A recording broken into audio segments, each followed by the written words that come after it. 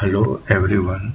In this episode of Learning Pharmacology, I will simplified presentation of tubuloglomerular feedback and impact of diuretics on it. We know that the key function of kidney is to regulate glomerular filtration rate and thus fluid and electrolyte balance.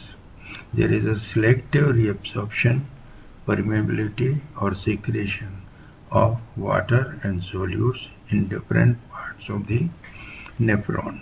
For example, water is highly permeable, PCT, thin descending loop of Henle, and collecting ducts. However, it is not permeable across thin ascending lip or thick ascending lip, which play a role in urinary concentration.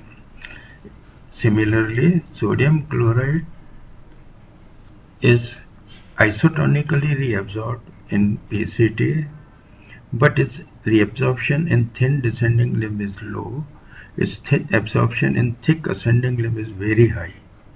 It is a potent place for reabsorption, and there is an active transport into distal convoluted tubule. Urea absorption occurs mainly in the proximal tubules and collecting ducts. Some is secreted in the loop, U-tube of the loop. There is an autoregulatory control of glomerular filtration, and this exists as a physiological autoregulatory compensatory mechanism for maintenance of electrolyte and fluid balance.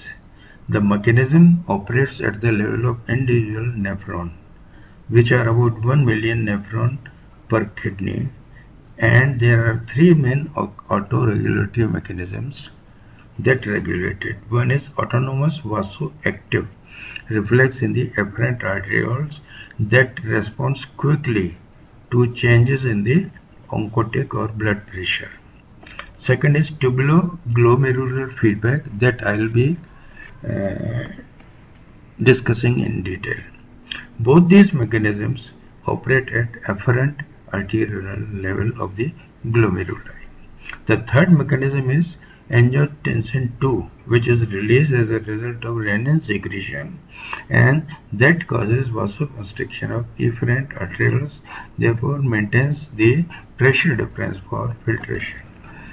The key regulatory mechanism for salt and water balance at individual nephron level is called as tubuloglomerular feedback, and that quickly responds actually to the changes in the solute concentration found in the macula densa, and therefore it either causes afferent arterial constriction or dilatation.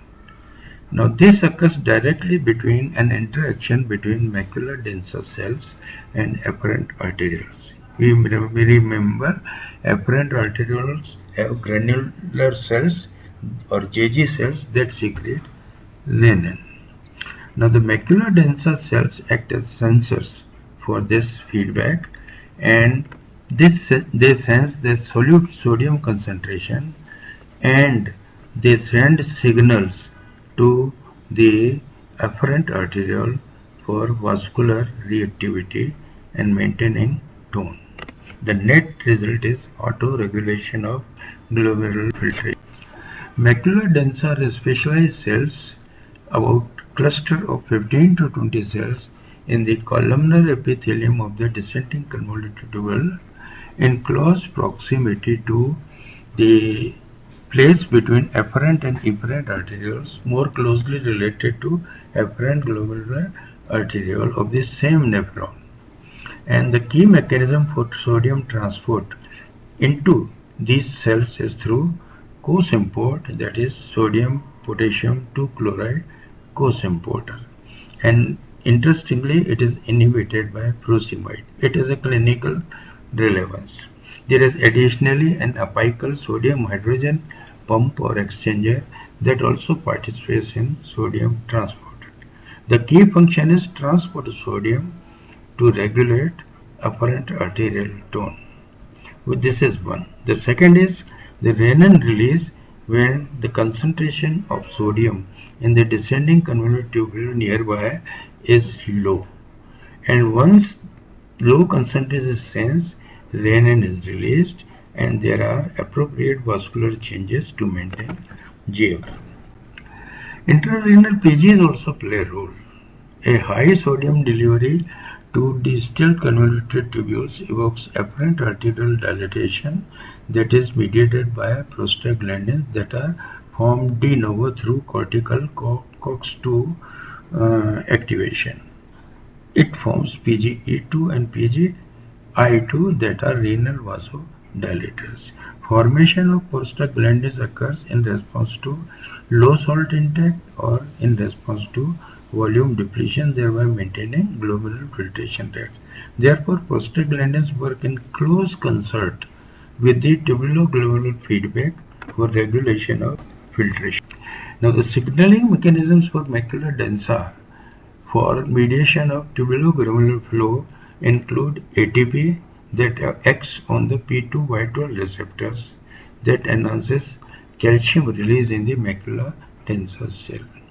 In addition, ATP also generates adenosine and that increases sodium reabsorption on one part and it acts as a potent apparent arteriolar constriction. Therefore, it regulates the filtration. Adenosine acts as vasoconstriction through A1 receptors found there. Intrarenal prostaglandins also regulate renin release by inducing COX-2 expression when the transport of sodium chloride is low in macula densa cells. In fact, COX-2 inhibitors inhibit renin release and they may actually induce kidney injury or decrease GFR. Local nitric oxide production also plays role in maintaining PGF. Now, chemoregulators are depicted here. The efferent arterioles respond to renin-angiotensin II generation, whereas afferent arterioles respond to ATP and adenosine, and both respond to nitric oxide and prostaglandins. An integrated approach is shown. The tubuloglomerular feedback is shown in yellow. That is, whenever there is a low DCT concentration of sodium, it evokes directly secretion of adenosine through afferent arterioles and that increases the GFR. Whereas same mechanism increases renin and through angiotensin increases the efferent arterial constriction and therefore a regulatory filtration pressure is produced. Opposite changes occur in the event of changes in the high sodium concentration. Factors that affect tubuloglomerular feedback during conditions associated with a fall in GFR, a low rate of sodium chloride delivery to the macula densa cells attenuates tubuloglomerular feedback, allowing afferent arterioles to dilate and restore GFR. Opposite occurs during conditions of rise in GFR. Angiotensin II and reactive oxygen species enhance tubuloglomerular feedback, whereas nitric oxide blunts this response. Angiotensin II induces efferent arterial constriction, increases filtration pressure, and raises peritubular capillary oncotic pressure to promote tubular sodium reabsorption. Activation of TGF plays key role in acute kidney injury in various diseases during ischemia and during oliguria or pre-azotemia. Diabetes is one condition that upregulates the SGLT1 and SGLT2 in the proximal tubule, and so there is a reduced delivery of sodium to the macula densa, and further there is glomerular hyperfiltration. That is probably the earliest effect of diabetes in causing diabetic nephropathy. It is important to understand that diuretics enhance some, not all, tubuloglomerular feedback and that limit their diuretic efficacy. Here of diuretics impact on tubuloglomerular feedback. Carbonic anhydrase inhibitors increase. Loop diuretics may actually inhibit, and thiazides may not produce any change during neural function, and so are potassium sparing diuretics. Here I will speak about loop diuretics.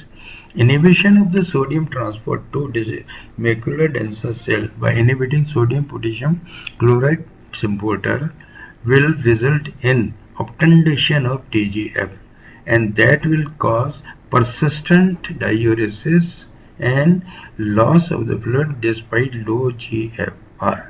So that contributes to diuretic efficacy of loop diuretics. Conversely, carbonic anhydrase inhibitors have short-lasting diuretic action, and that can also be due to seen in thiazides because they also have mild carbonic anhydrase inhibiting activity. These two groups have low efficacy or low ceiling effect of the diuretics. It should be noted that ACE inhibitors, ARBs, and calcium channel blockers interfere with TGF, so have additive antihypertensive action with thiazide diuretics or with loop diuretics. Only small contribution is of the distal tubules and collecting ducts, so potassium sparing diuretics will not affect TGF. And efficacy of spironolactone highly depends on the pre-existing level of aldosterone. In the event of secondary hyperaldosteronemia, their diuretic efficacy is increased.